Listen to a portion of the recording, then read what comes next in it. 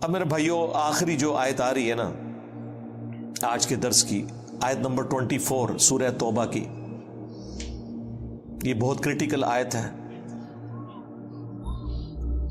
اور اس آیت کی تفسیر اگر کسی نے سننی ہے نا تو ڈاکٹر اسرار صاحب کو سنیں، جس طریقے سے وہ بیان کرتے تھے کہ ایمان کا لٹمس ٹیسٹ کیا ہے۔ قل ان کان آباؤکم، اے نبی ان سے فرما دو کہ اگر تمہارے آباء و اجداد، وابناؤکم اور تمہاری اولاد بیٹے، واخوانکم اور تمہارے بھائی، وازواجکم اور تمہاری بیویاں، وعشیرتکم اور تمہارا کنبہ، واموال اقترفتموها اور وہ مال جو تم نے کمائے ہیں، وتجارت تخشون کسادها اور وہ تجارت جس کے ماند پڑنے کا تمہیں ہر وقت اندیشہ لگا رہتا ہے، ومساکن ترضونها اور وہ مکانات جو تمہیں بڑے پسند ہیں۔ دنیا کی ہر چیز گنوا دی، چاہے وہ ٹینجیبل ہے چاہے وہ نان ٹینجیبل ہے رشتوں کی فارم میں، اور آپ کی جو پراپرٹی، ہر چیز گنوا دی۔ اگر یہ سب چیزوں کی محبت، احب الیکم تمہیں یہ چیزیں محبوب ہیں، من اللہ اللہ سے بڑھ کر، ورسولی اور اس کے رسول سے بڑھ کر، وجہاد فی سبیلہ اور اللہ کی راہ میں کوشش کرنے سے بڑھ کر۔ کوشش فزیکل ایفرٹ بھی ہو سکتی ہے اور قتال بھی۔ فتربصوا تو انتظار کرو، ڈاکٹر صاحب تو کہتے تھے پھر دفع ہو جاؤ، حتی یأتی اللہ بامرہ یہاں تک کہ اللہ تعالیٰ کا حکم عذاب آ پہنچے۔ واللہ لا یہدی القوم الفاسقین اللہ تعالیٰ ایسے فاسقوں کو، نافرمانوں کو ہدایت نہیں دیتا۔ اب یہ دیکھیں، تین چیزوں کی محبت جب تک ڈومیننٹ نہیں ہو جاتی ان 8 چیزوں کے اوپر، ان کان آباؤکم تمہارے آباء و اجداد، ماں باپ، دادی دادا، نانی نانا، وابناؤکم اولادیں، اس میں پوتا پوتی بھی آگے، بیٹے بیٹیاں بھی آگئی، واخوانکم اور تمہارے بھائی، ساری رشتہ داریاں، وازواجکم اور تمہاری بیویاں، وعشیرتکم اور تمہاری رشتہ داریاں جتنی بھی ہیں، اور تمہارے مال جو تم نے کمائے ہیں، اور تمہاری تجارت جس کے ماند پڑنے کا تمہیں ڈر لگا رہتا ہے، اور 8ویں چیز تمہارے مکانات، پراپرٹیز، سب کچھ آ گیا۔ یہ 8 چیزیں جب تک اللہ، اس کے رسول اور اللہ کی راہ میں کوشش، جہاد اور قتال کرنے سے بڑھ کر تمہیں محبوب ہے تو سمجھ لو تمہارا ایمان کوئی نہیں ہے۔ اور اگر اللہ اور اس کے رسول کی محبت اور قتال اور جہاد کی محبت تمہارے دل میں ان سے زیادہ ہے تو سمجھ لو تم ایمان والے ہو۔ تو یہ پتہ کیسے چلے گا؟ پتہ اس وقت چلے گا جب دونوں چیزیں مد مقابل آئیں گی۔ ویسے تو سارے کہتے ہیں جو بھی ہیں تیرے محبوب کی امت سے ہیں۔ داڑھی کی بات کریں، کہتے ہیں جی وہ بیوی نہیں رکھنے دے رہی، کوئی کہتا ہے جی ماں کہہ رہی ہے میں دودھ نہیں بخشوں گی، تو پتہ چل گیا کہ کون آگے نکل گیا۔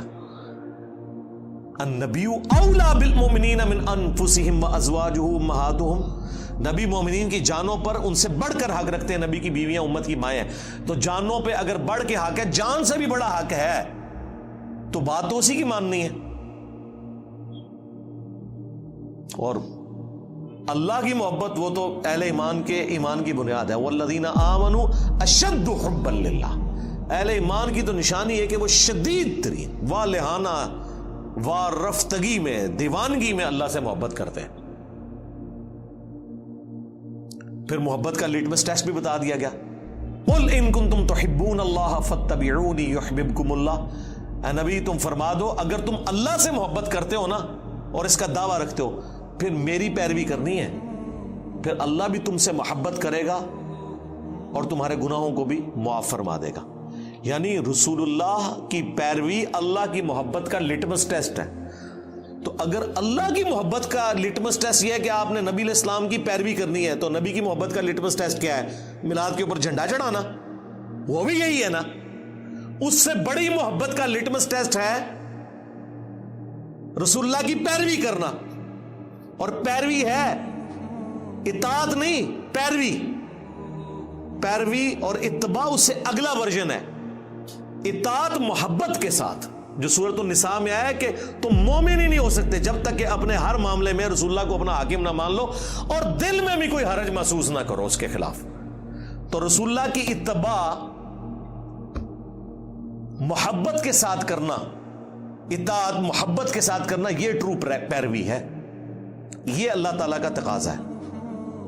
تو اللہ کی محبت کا تقاضا اگر نبی علیہ السلام کی پیروی ہے اور اتباع ہے اور محبت ہے تو ظاہر ہے نبی علیہ السلام کی محبت کا تقاضا بھی تو رسول اللہ کی پیروی ہے صلی اللہ علیہ وآلہ وسلم. ویسے تو کہتے ہیں جی وہ جی بخاری مسلم میں حدیث ہے کہ 3 لوگ ہیں جنہوں نے ایمان کی حلاوت چکھ لی. نمبر 1 جو اللہ اور اس کے رسول کو سب سے بڑھ کر محبوب رکھتے ہیں.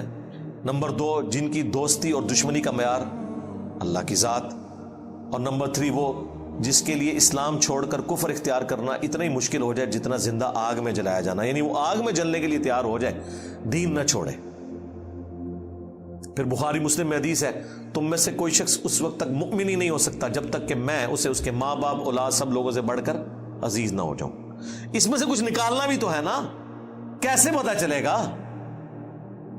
حضرت عمر کے بارے میں نہیں آتا بخاری میں نبی علیہ السلام کے ساتھ چہل قدمی کر رہے ہیں، ہاتھ پکڑا ہوا ہے اور کہا یا رسول اللہ آپ پوری دنیا میں سب سے بڑھ کر مجھے محبوب ہیں سوائے اپنی جان کے. سچ بولا، اپنی جان پہلے ہوتی ہے انسان کو. لیکن نبی علیہ السلام نے کیا فرمایا؟ نہیں بلکہ تیری جان سے بھی بڑھ کر. تو ان کا یا رسول اللہ آپ مجھے میری جان سے بھی بڑھ کر محبوب ہیں. تو آپ نے فرمایا ہاں اب تیرا ایمان مکمل ہوا عمر. تو اس میں سے نکالنا کیا ہے؟ نکالنا یہ ہے کہ پوری دنیا ایک طرف ہو، اللہ کے نبی دوسری طرف ہو. آپ نے اللہ کے نبی کی بات ماننی ہے. یا میری زبان میں میرے نبی سا ہے ہی کوئی نہیں، تیرے بابے تھے شاہی کوئی نہیں، یہ مطلب ہے اس کا. یعنی ہم لوگوں کو قرآن و سنت کی تعلیمات بتاتے ہیں، یہ کہتے ہیں بزرگوں نے ہی فرمایا. جی بزرگوں کو قرآن و حدیث نہیں آتا تھا؟ جی حقیقت تو یہی ہے، لیکن یہ آپ بات سن نہیں سکتے. قرآن و حدیث نہیں آتا تھا کیونکہ دنیا دار نے کبھی چشتی رسول اللہ یا اشرف علی رسول اللہ کلمے کو صحیح نہیں کہا، دیندار لوگوں نے صحیح کہا ہے. تو لگتا ایسے ہی ہے کہ وہ بالکل ہی کہے گزرے تھے، عقل سے آ رہی تھے. وہ جی کلمہ پڑھا ایک نہ دن جنت میں چلے جانا ہے. جی نبی علیہ السلام سے بھی ذرا پوچھ لیں، صحیح بخاری کی حدیث ہے میری پوری امت جنت میں جائے گی سوائے اس کے جس نے جنت میں جانے سے انکار کر دیا. صحابہ نے کہا کہ یا رسول اللہ کس نے انکار کر دیا؟ آپ نے فرمایا جس نے میری اطاعت کی وہ جنت میں جائے گا، جس نے میری نافرمانی کی اس نے جنت میں جانے سے انکار کر دیا. اچھا یہ حدیث کیوں نہیں لوگوں کو بتاتے؟ یہ بھی تو بخاری میں ہے. بخاری سے آپ کو آدھی حدیث بتاتے ہیں کہ نبی علیہ السلام اینڈ پہ نکال لیں گے جس کے دل میں رائی کے دانے کے برابر بھی ایمان ہوا. بھائی جنم سے نکال رہے ہوں گے نا. ہاں پتہ نہیں کتنے 100 سال تک وہ جہنم میں رہے گا، یہ پتہ ہے کسی کو؟ یہاں تو ہم 1 منٹ کے لیے موم بتی کے فلیم پہ ہاتھ نہیں رکھ سکتے. گلا سنو انہاں دیا، ایک پھیرا لگے گا لگ پتہ جائے گا. اللہم من احییتہ منا فاحیہ علی الاسلام ومن توفیتہ منا فتوفہ علی الایمان. سبحانک اللہم وبحمدک اشہد ان لا الہ الا انت استغفرک واتوب الیک وما علینا الا البلاغ المبین. جزاکم اللہ خیرا.